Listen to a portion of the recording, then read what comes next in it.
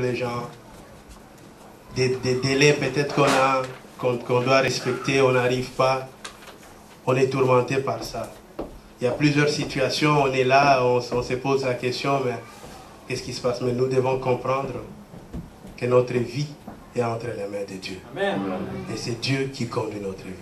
Nous allons nous lever pour la parole. La parole de ce matin va être lue dans Ecclésiaste 4.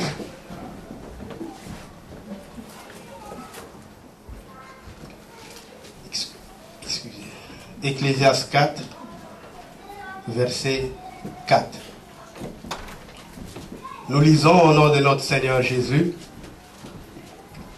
J'ai vu que tout le travail et toute l'habileté dans le travail n'est que jalousie de l'homme à l'égard de son prochain. C'est encore là une vanité et la poursuite du vent. Que Dieu bénisse tout un chacun, que ce message soit pour nous une façon de reconnaître encore une fois qu'il est Dieu. Au nom de Jésus, nous t'avons ainsi prié. Amen. Amen. Vous pouvez vous asseoir.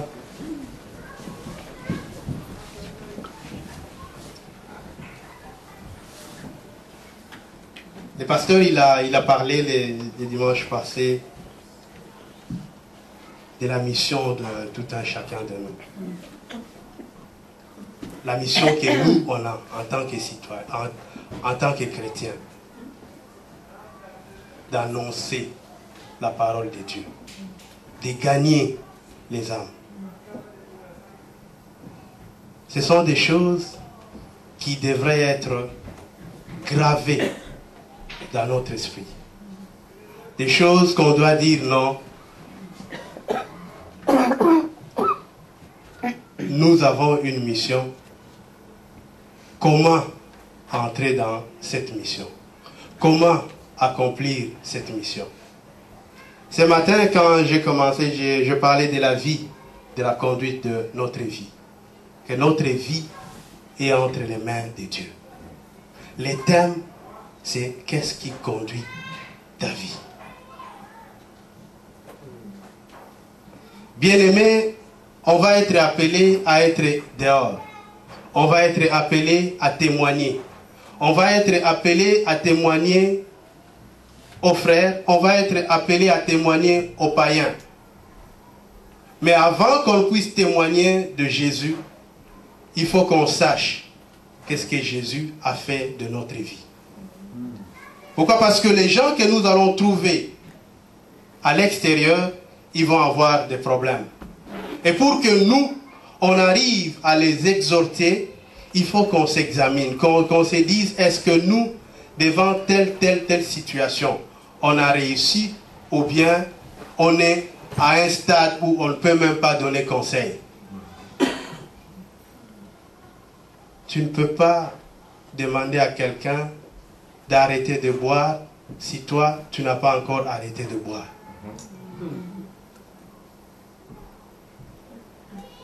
Voilà pourquoi il est important qu'on puisse vraiment réaliser quelle est la force motrice qui anime la vie de chacun de nous.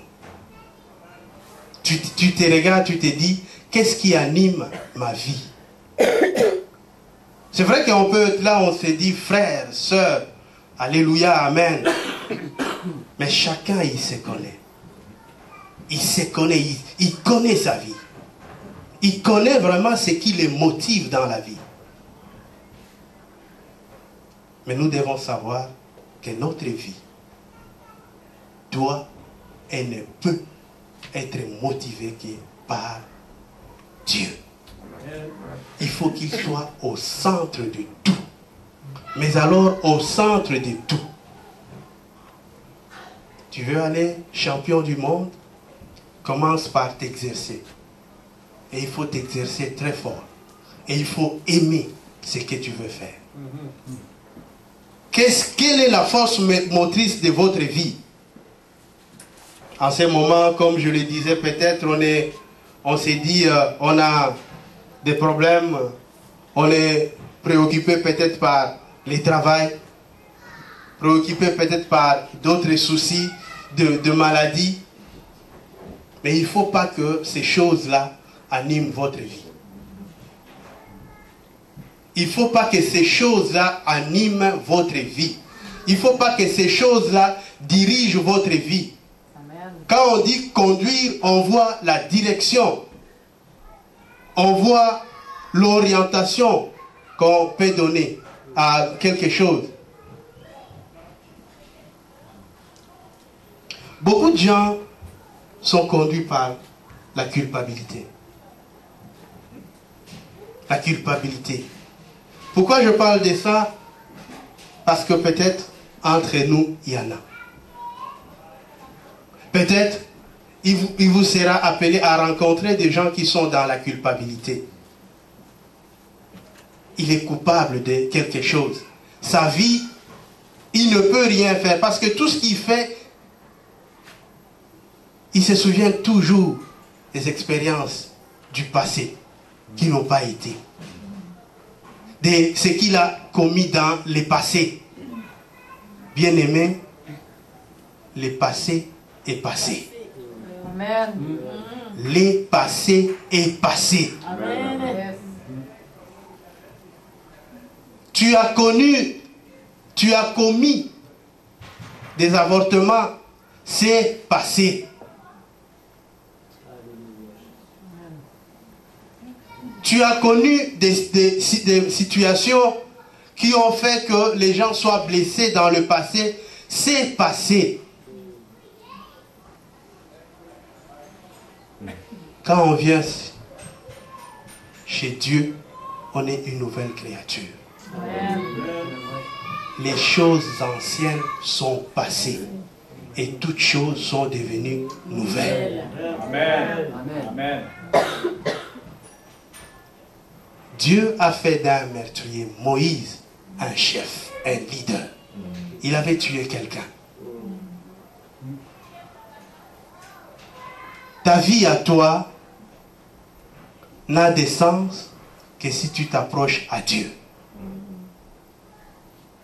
Nous allons peut-être trouver des gens qui sont dans la culpabilité. Quand ils voient, ils se disent, mais je ne peux rien. Non. Il faut leur dire que Dieu les aime. Amen. Que ce Dieu-là, il est mort pour que toi, tu aies la vie. Amen. Ce Dieu-là, il est mort pour que toi, qui n'étais rien, qu'on puisse voir en toi une personne qui a une certaine valeur. Amen. Que la culpabilité ne soit pas à nous. Qu'on ne retrouve pas à nous la culpabilité. Tu as élevé les enfants. Peut-être pendant le moment que tu élevais les enfants, tu n'avais pas de moyens. Tu n'as pas pu donner ce que tu voulais à tes enfants. C'est passé. Amen. Dieu a permis que ces enfants soient élevés et ils sont devenus maintenant des hommes, ils sont en vie. Que Dieu soit loué. Sois dans la joie. Le fait de ne pas parler de la culpabilité ici, de ne pas voir cette culpabilité chez les enfants du Seigneur, c'est pour leur dire que non, il y a quelqu'un qui est avec vous. Amen. Il y a quelqu'un qui vous veut du bien. Il y a quelqu'un qui veut que votre vie aille de l'avant. Parce que le fait d'être dans la culpabilité, ça vous freine. On parle d'aller prêcher. On parle d'aller exhorter. On parle de ramener les gens vers le Seigneur. Mais si toi-même tu es dans la culpabilité, tu trouves quelqu'un qui, à l'extérieur, est dans la culpabilité, il te parle de sa culpabilité, tu commences à dire, moi avec. Alléluia. Tu viens de perdre une âme.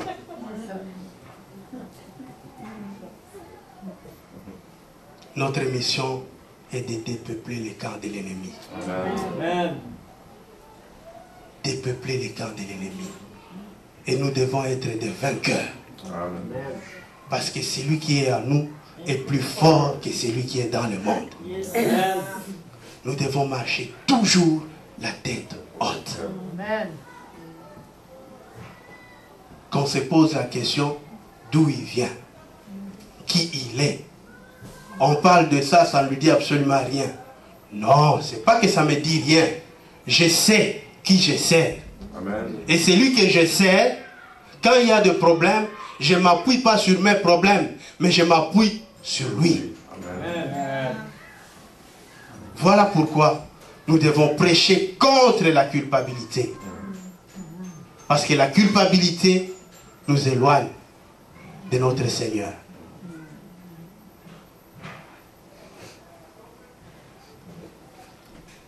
Beaucoup de personnes sont conduites par les ressentiments et la peur. Dis-tu à la personne, mon frère, alléluia, Dieu est bon, que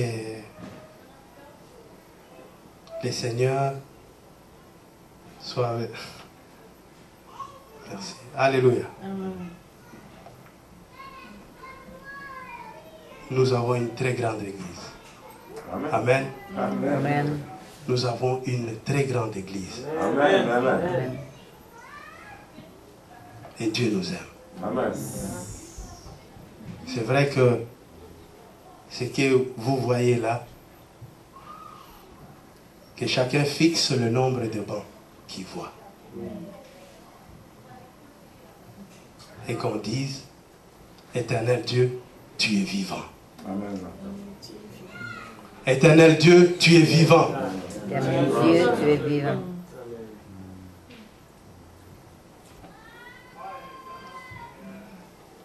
Que la peur ne soit pas autour de nous. Vous avez tenté peut-être plusieurs fois de parler à des gens. Ça n'a pas été possible. Vous avez essayé peut-être de vous-même de parler de Jésus à des gens. Mais vos yeux n'ont pas vu le fruit. Mais je vous certifie que c'est Dieu-là qui est dans les cieux. Il connaît vos cœurs. Il connaît les désirs de vos cœurs. Tout ce que vous demanderez à mon nom, soyez sûrs, si vous avez la foi, que vous verrez cela s'accomplir. Je bénis Dieu parce que je sais que s'il a permis qu'on puisse parler de la peur, il connaît le pourquoi. Bien-aimés, les échecs qu'on a eus dans le passé, que ça ne nous freine pas.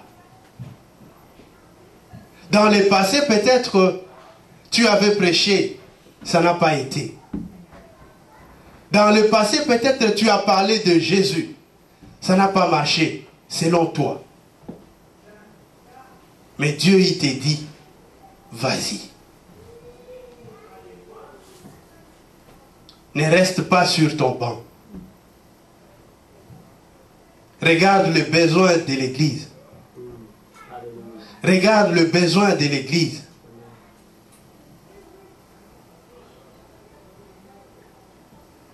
Chaque jour, on reçoit des gens qui viennent ici. Parmi nous, il y a de nouveaux. Tes yeux à toi ont vu plusieurs personnes.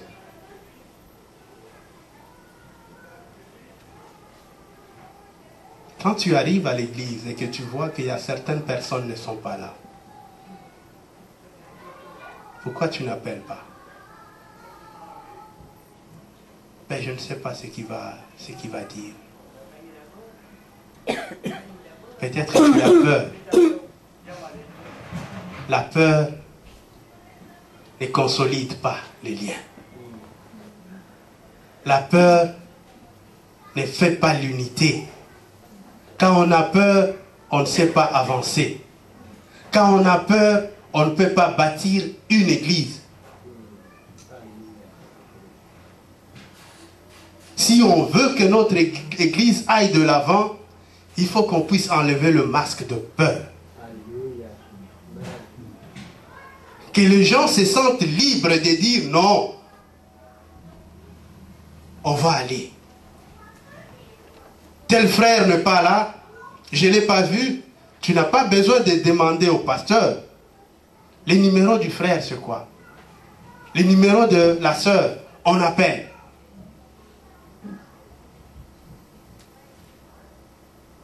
Quand tu as la peur, quelqu'un peut mourir. Tu dis, mais ce ne sont pas de mes affaires. Dieu te posera la question, qu'as-tu fait de la vie que je t'ai donnée? Qu'as-tu fait des frères qui étaient autour de toi?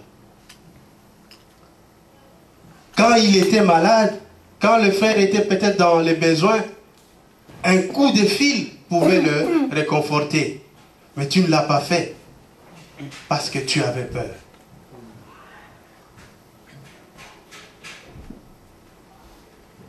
Nous devons travailler sur nous-mêmes d'abord. Qu'est-ce qui conduit notre vie? Que la peur ne soit pas dans ce qui conduit ta vie.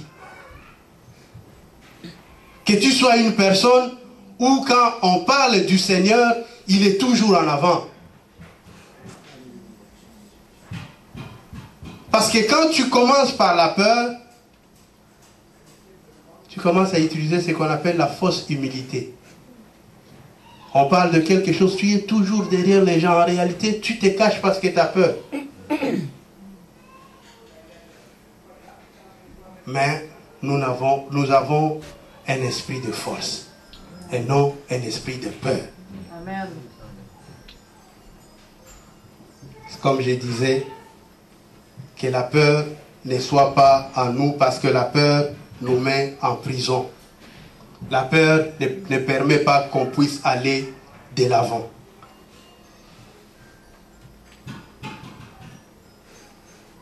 Le troisième point qui conduit beaucoup de gens, c'est la colère. Il y a plusieurs personnes qui sont conduites par la colère, qui sont conduites par l'esprit de vengeance.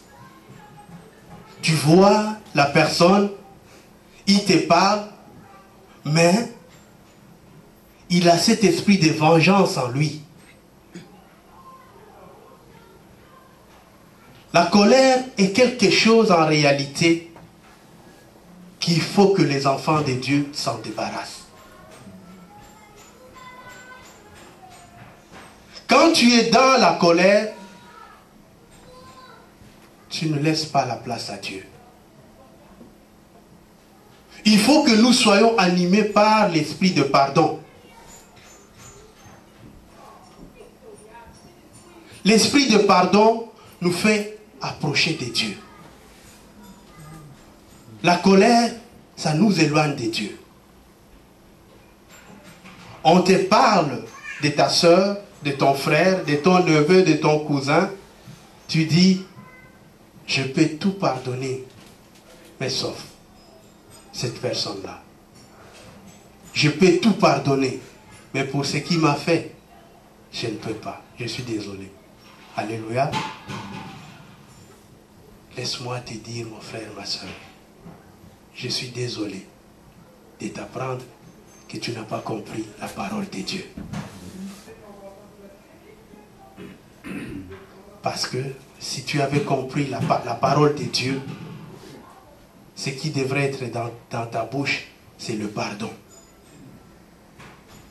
Parce que la Bible déclare, tous ont péché et sont privés de la gloire de Dieu.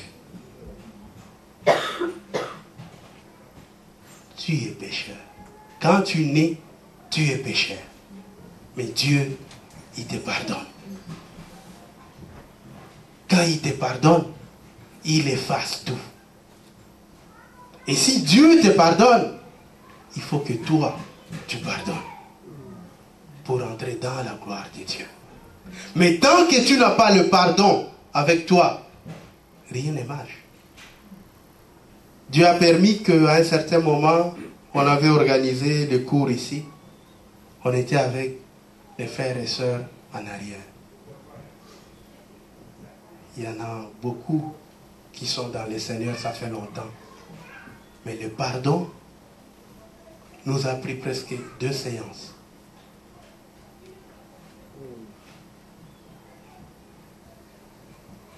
Nous devons apprendre à pardonner.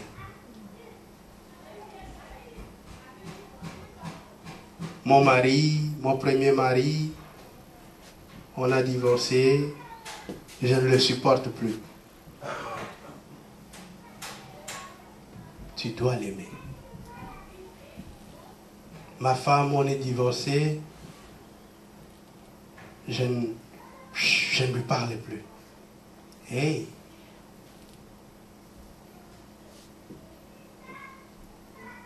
Il faut l'aimer. Quand tu vas l'aimer, d'ailleurs, c'est la première personne que tu dois aimer. Le pasteur, il a parlé de quelque chose, il parlait de l'offrande.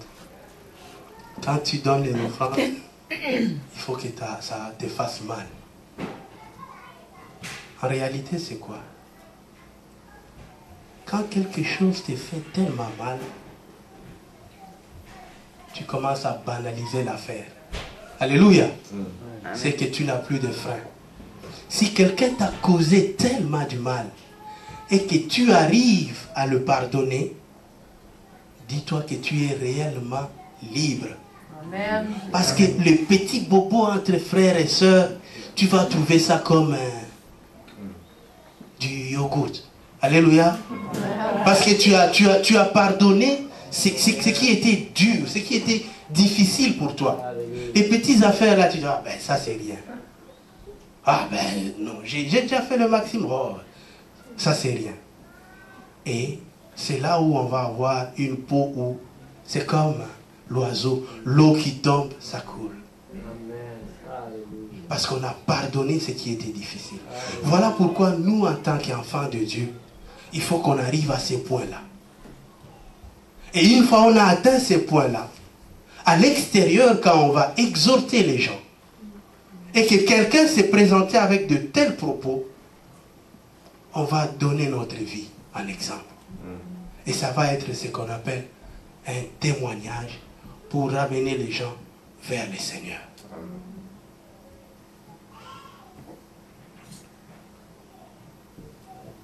Les gens nous ont rendus dans une situation peut-être qu'on ne s'attendait pas. Mais bénis Dieu et pardonne-le. N'attends pas qu'eux fassent le premier pas. Mais toi, fais le premier pas. Toi, fais ta part. Pourquoi tu dois faire ta part? Parce que tu vois ta relation avec Dieu. Tu vois ta relation avec Dieu. Ce n'est pas la relation des autres, mais ta relation à toi avec Dieu. Tu dois régler ta relation à toi avec Dieu parce que tu veux faire la mission du Seigneur. Qu'on ne trouve rien en toi qui vient te séparer de l'amour de Dieu. Amen.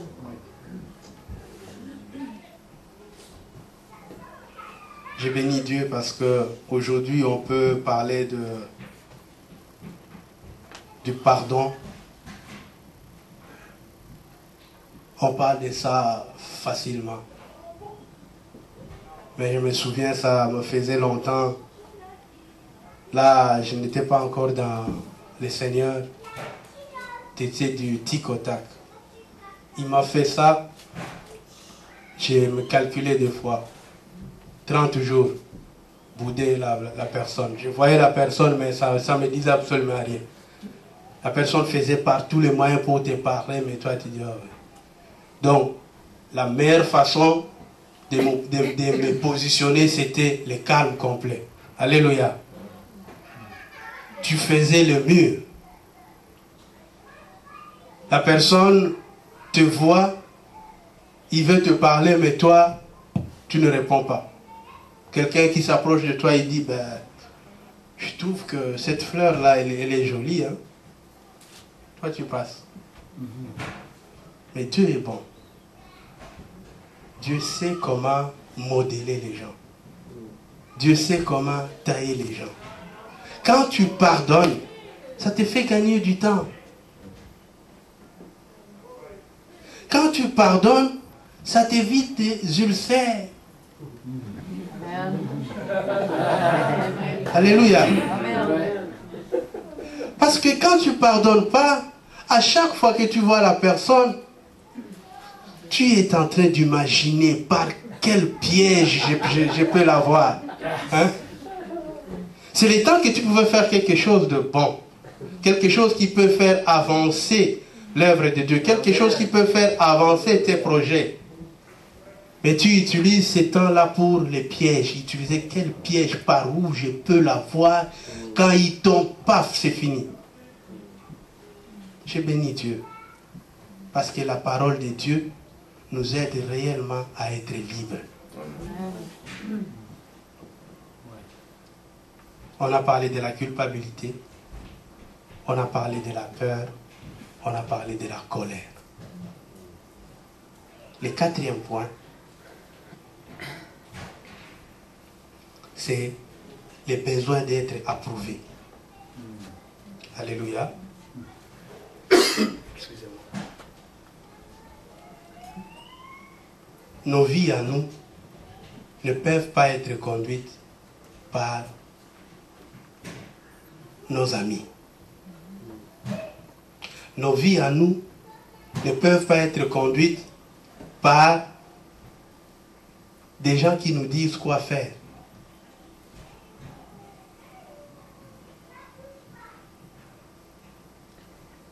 Tu veux faire de quoi? Tu dois attendre l'approbation de X.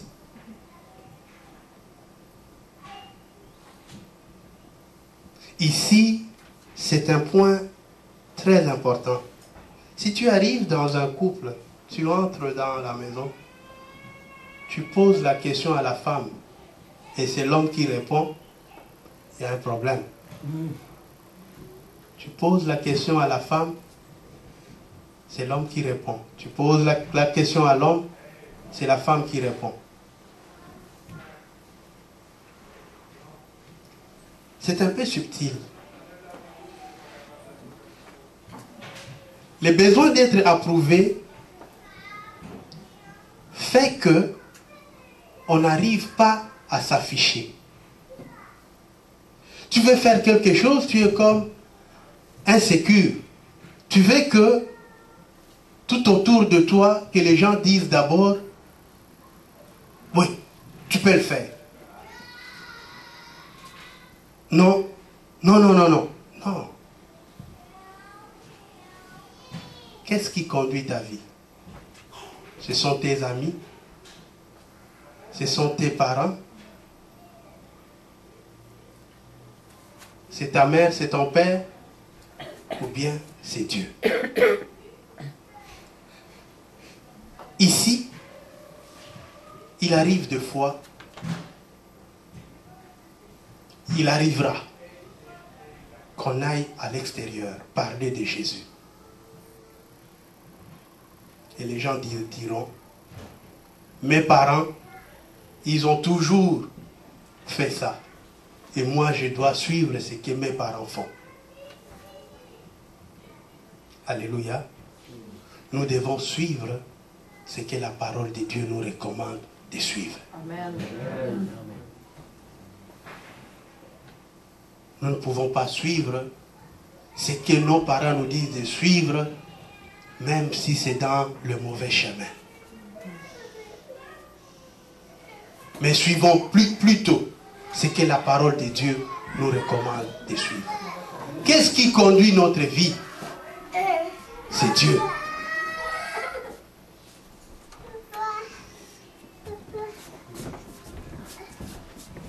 Alléluia.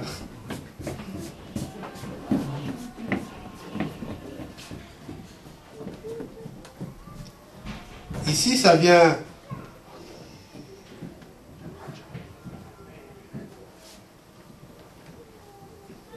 il y a un verset de la Bible dans Matthieu 6, 24 qui dit Nul ne peut servir 2 maîtres à la fois.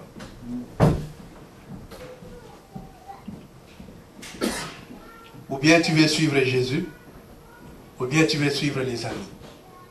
Mais dis-toi que toujours le choix d'un chrétien doit être penché sur Jésus.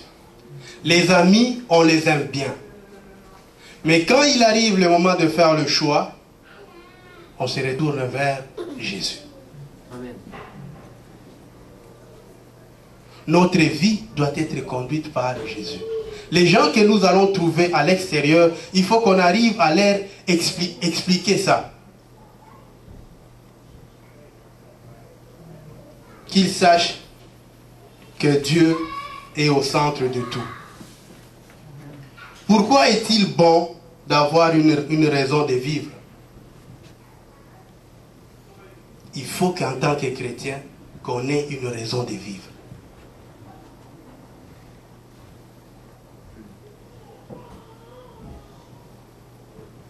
Quelqu'un qui n'a pas de raison de vivre ne vit pas. Si tu n'as pas de raison de vivre, tu ne vis pas.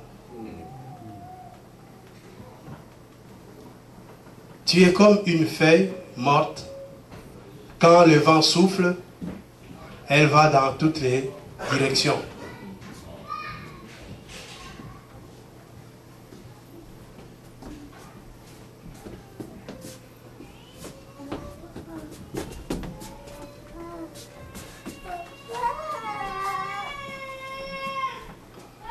Mais quand nous avons une raison de vivre, cela vient donner comme un sens à notre vie.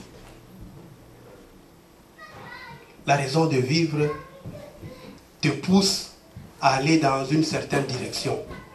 Ça te donne l'essence. Ma raison de vivre, c'est Jésus.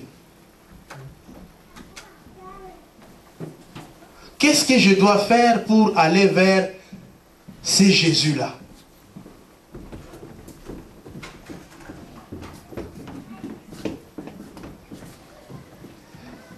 Que Dieu fasse grâce afin que l'Église grandisse et qu'on ait des compartiments uniquement pour les enfants. Amen. Je sais que ce Dieu-là, il est merveilleux. Et il faut chaque fois dans nos prières qu'on parle de ça. Des fois, on ne réalise pas, mais c'est important. Qu'on parle de ça, on dit, Seigneur, fais grâce. Fais grâce qu'on ait une place pour les enfants, une place pour les cultes, afin que les enfants soient dans leur coin et que les cultes se passent dans le cadre. Parce que nous prêchons la parole de Dieu. Et ce Dieu-là, il est merveilleux. Il n'est pas bon qu'il y ait la distraction quand on parle du Seigneur. Et ce sont des choses que nous devons pas rire de ça, mais prendre ça au sérieux. Le diable, il est rusé. Pendant que Dieu cherche à communiquer quelque chose à ses enfants, il y a la distraction. Et nous devons prier pour ça. Nous autres qui avons des enfants, on doit prier 2 fois plus.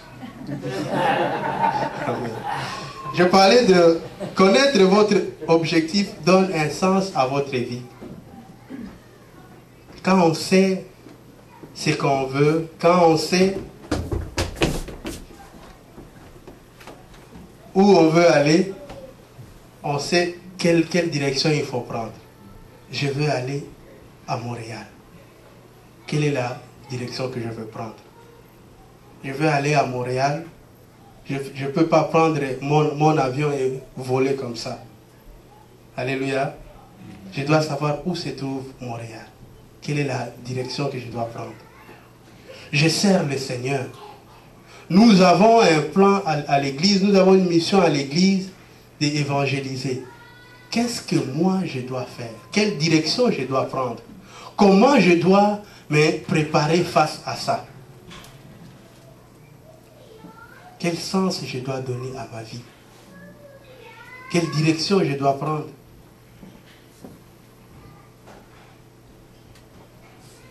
la façon de faire les choses doivent changer. Je dois changer les comportements. Je dois changer mon langage. Je dois changer comment approcher les gens. Tu dois parler du Seigneur.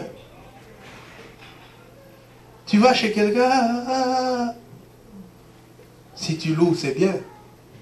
Mais si tu vas avec un langage déplacé, mais la personne, au lieu de venir vers toi, non. Il va dire, mais c'est un fou qui s'approche vers moi. Donc nous devons contrôler nos actions et voir quel est l'essence que nous devons adopter pour aller vers cet objectif. Je ne cesse de répéter que la mission que nous avons, c'est de gagner les âmes. Je bénis Dieu de voir qu'aujourd'hui là, on arrive, l'église, il y a la peinture fraîche et ça fait beau.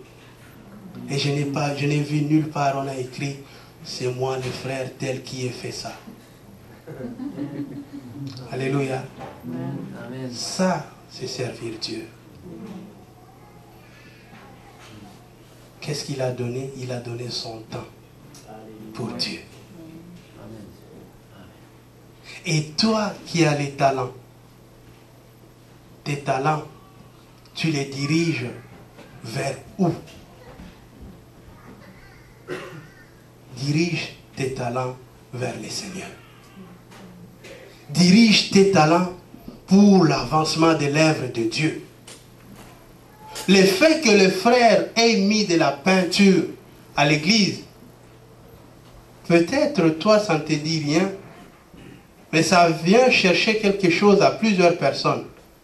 Mais si lui il a fait ça, qu'est-ce que moi je peux apporter pour que l'œuvre de Dieu aille de l'avant? Alléluia. Amen. Amen.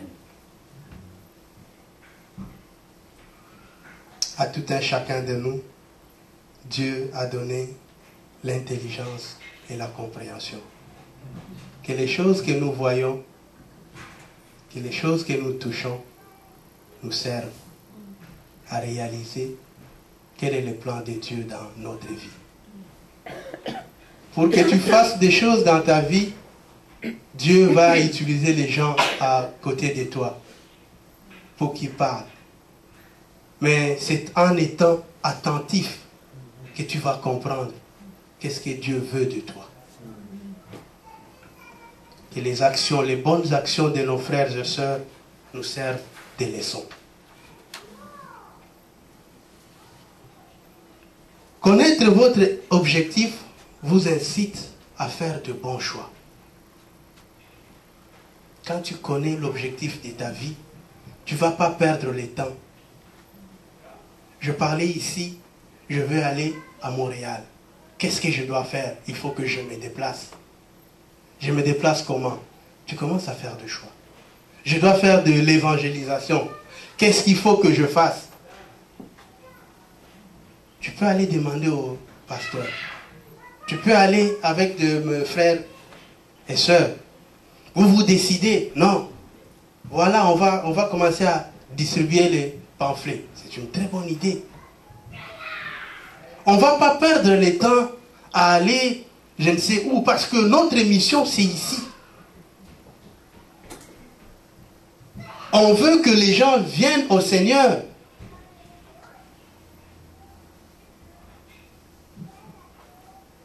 Ici. Que les gens témoignent de l'amour de Dieu. Un enfant de Dieu ne peut pas être à l'aise s'il vient dans la maison du Seigneur et il se retrouve que deux fois, là, il n'y a personne. Tu as le potentiel de le faire. Je me souviens quand le révérend pasteur Kabouy a été ici, il a parlé de quelqu'un qui est parti prendre les cours. Il faut que les gens se lèvent. Tu dis peut-être je n'ai pas le temps. La vie que tu as, il y a quelqu'un qui est le maître de ça. La vie que tu as, il y a quelqu'un qui est le maître de ça. Tu n'as pas le temps peut-être pour toi-même, mais pour lui, tu dois avoir tout le temps.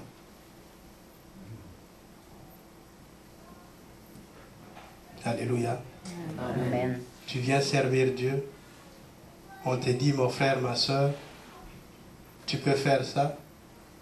Si tu peux le faire, fais-le. Et quand tu le fais, bénis Dieu.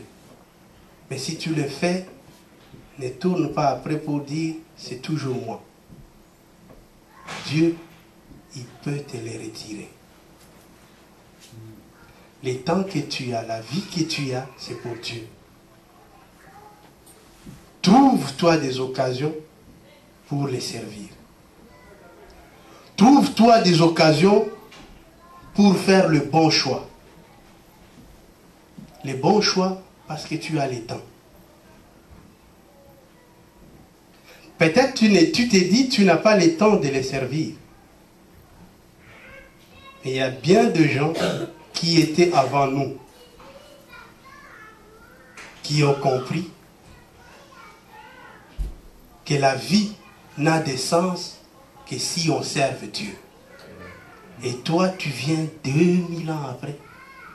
Ces gens-là, quand ils te disent ça, c'est parce qu'ils sont passés par là. Ils ont l'expérience. Trouve-toi le temps pour servir Dieu. Trouve-toi le temps pour faire le bon choix. Le bon choix que nous avons à faire, c'est de servir notre Seigneur Jésus. Amen. Il n'y en a pas d'autre. Et il faut entrer dans ce qui fait qu'on puisse les servir. Prêcher sa bonne nouvelle. Aller chercher les âmes. Servir à l'église. Tout le monde ne peut pas être dans la rue. Tout le monde ne peut pas chanter. Tout le monde ne peut pas faire l'école des dimanches. Et tout le monde a un potentiel que Dieu a placé en lui. Qu'on sache les utiliser.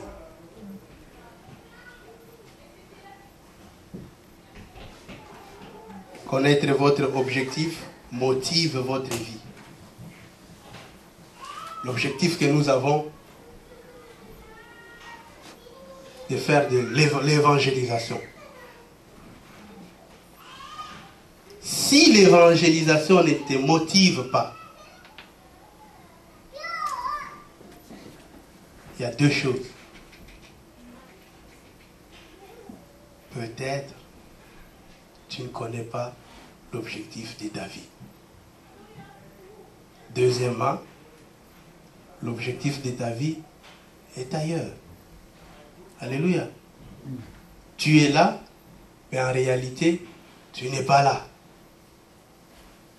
Parce que si tu connais bien l'objectif de ta vie, et si l'objectif de ta vie est le Seigneur Jésus, et si c'est Dieu qui donne le sens à ta vie, quand on parle de l'évangélisation, tu devrais être quelqu'un qui est motivé pour ça. Mais si on parle de ça et que tu n'es pas motivé, pose-toi des questions. Ta motivation, elle est où? Ta motivation vient de quoi? Qu'est-ce qui motive ta vie? Qu'est-ce qui conduit ta vie? Voilà les thèmes de ce matin. Qu'est-ce qui conduit réellement notre vie? Entre frères et sœurs, on peut faire de l'ironie, de l'hypocrisie. Mais en nous, il faut que le point qu'on a cité ici vienne nous chercher. Seigneur, qu'est-ce qui conduit ma vie?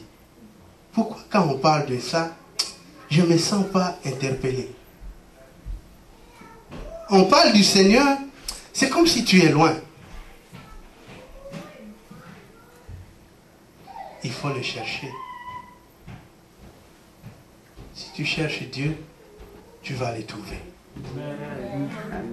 Si tu cherches réellement Dieu, tu vas le trouver. Et quand on demande de prier, tu vas être en train de pleurer. Parce que tu as compris. La sœur Véro a entonné l'amour de Dieu. L'amour insupportable. Comment vous pouvez comprendre que un roi puisse mourir pour toi et pour moi? Dans le monde actuel, le roi, les gens protègent le roi. Les gens y meurent pour le roi. Les gens y meurent pour le président de la République. Mais ce qui s'est passé là, le roi est mort pour que toi, tu aies la vie. Amen. Amen. Si tu connais ça, tu vas comprendre pourquoi il est important de servir Dieu. Et quand on te demandera qui conduit ta vie, tu diras, ma vie est entre les mains du Seigneur. C'est Dieu qui conduit ma vie.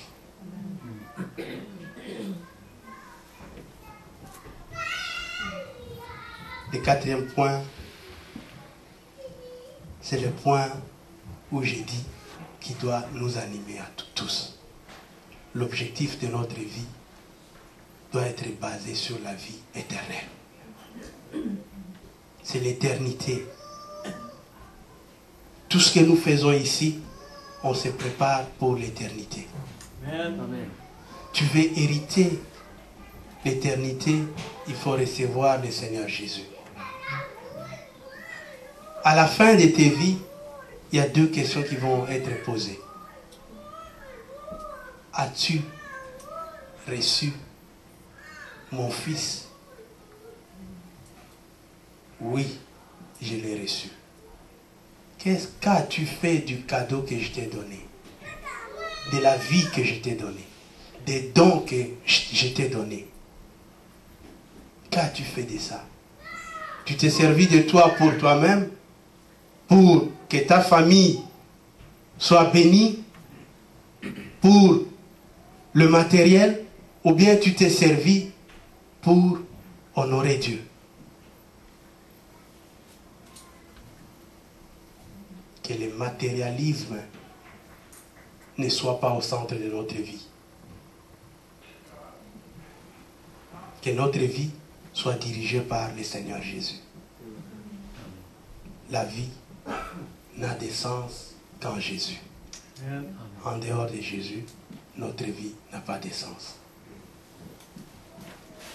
Que Dieu vous bénisse.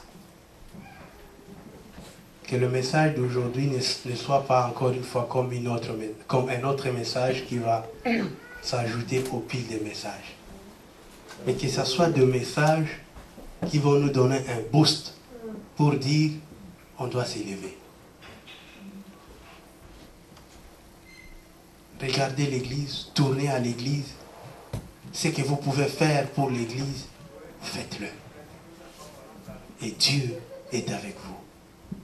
Si vous avez la passion du Seigneur, si vous aimez vraiment Jésus, mettez-vous debout.